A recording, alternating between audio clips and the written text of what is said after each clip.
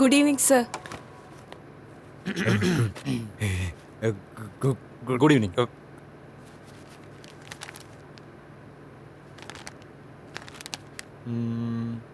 സൂര്യ അല്ലേ? അതെ സർ.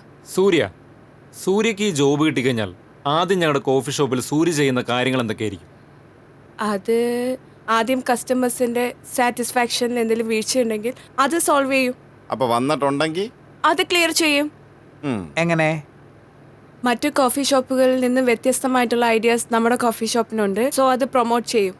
പിന്നെ നമ്മുടെ സൈഡിൽ നിന്നും എന്തെങ്കിലും വീഴ്ചകൾ ഉണ്ടെങ്കിൽ അത് പരിഹരിച്ച് അതിൽ കസ്റ്റമേഴ്സിനെ കുറച്ചുകൂടി കംഫർട്ടബിൾ ആക്കി ക്ലീനിങ് എല്ലാം ഡബിൾ ചെക്ക് ചെയ്യും. പിന്നെ കോഫി ഷോപ്പിന്റെ റൂൾസിൽ എന്തെങ്കിലും മാറ്റം വരുത്തേണ്ടതുണ്ടെങ്കിൽ അത് വരുത്തും. അങ്ങനെയല്ല. Okay Surya, we are impressed. Thank you sir. എന്ന് ജോയിൻ ചെയ്യാം. ആക്ച്വലി ഞാനിപ്പോൾ ഒരു ഫാമിൽ വർക്ക് ചെയ്യുന്നുണ്ട്. സോ അവിടെ കുറച്ച് ഫോർമാലിറ്റീസ് ഉണ്ട്. അതൊക്കെ ഒന്ന് കഴിഞ്ഞ് 1 വീക്ക് ടൈം കിട്ടിയാൽ. അപ്പൊ സൂര്യ ഓക്കെ, ഞങ്ങൾ അറിയിക്കാം. Okay, thank you sir. സൂര്യയുടെ വീട് എവിടെയാണെന്ന് പറഞ്ഞില്ല? അത് സിവിൽ ഉണ്ടായിരുന്നല്ലോ സർ. ശരി സർ.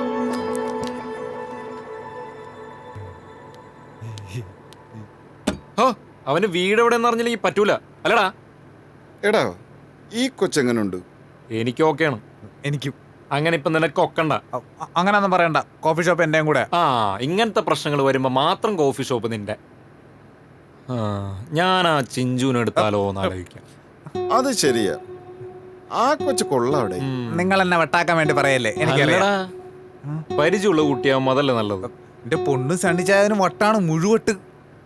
അല്ല, നമ്മളിപ്പോ ആരെയൊക്കെ സെലക്ട് ചെയ്തത്?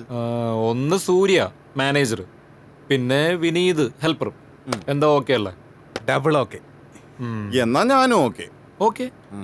സൂര്യ ടോണി റൗണ്ട് ആരംഭിക്കുന്നു. അതുവരെ ഒരാഴ്ചത്തേക്ക് ഒരു ചെറിയ ഇടവേള. എന്താടാ?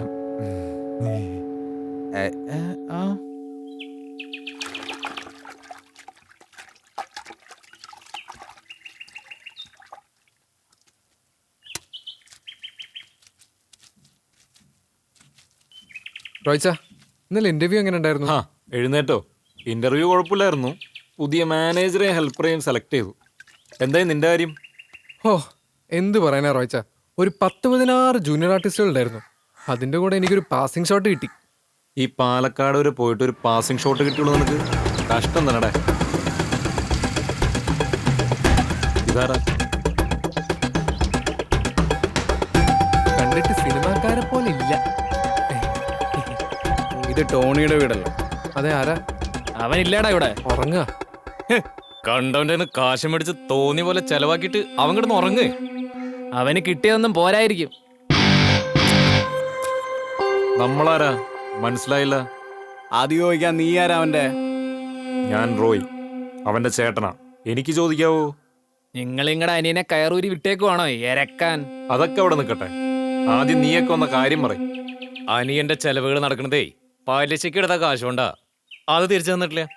എന്താ റോയ്, നമുക്കത് തിരിച്ചു മേടിക്കണ്ടേ? അതുകൊണ്ട് നീയൊക്കെ അത് തല്ലി വാങ്ങിക്കോ. എന്നെനിക്കതൊന്ന് കാണണമല്ലോ.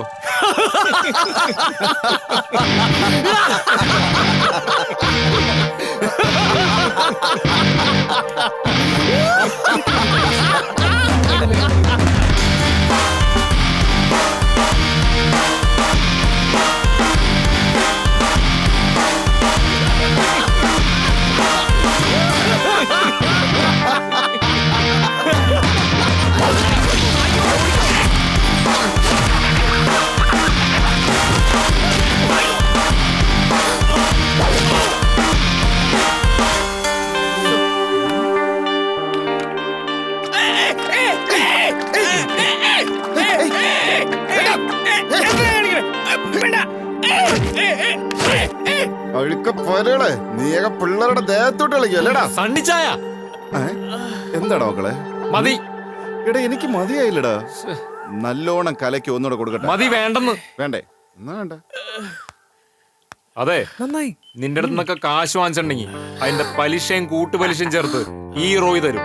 അതിന്റെ പേരിൽ അവന്റെ ദേഹത്തെങ്ങാനും തൊട്ട് കഴിഞ്ഞാ കത്തിച്ചളയും. ഇതുപോലെ പച്ചക്ക് പോയിട്ടൊന്ന് കുളിച്ചിട്ട് വാ. നിന്റെയൊക്കെ ഇടപാട് ഇന്ന് സെറ്റിൽ ചെയ്തേക്കാം. ഡേയ് മണ്ണയാണ് ദേഹത്ത് വിഴുന്നേക്കുന്നത്. എവിടെയും കയറി കൊരിക്കാൻ നിക്കല്ലേ ഏട്ടാ. ഒരു ബീഡിത്തേ മതി, കത്തി പണ്ടാരം അടങ്ങിപ്പോവും കേട്ടാ.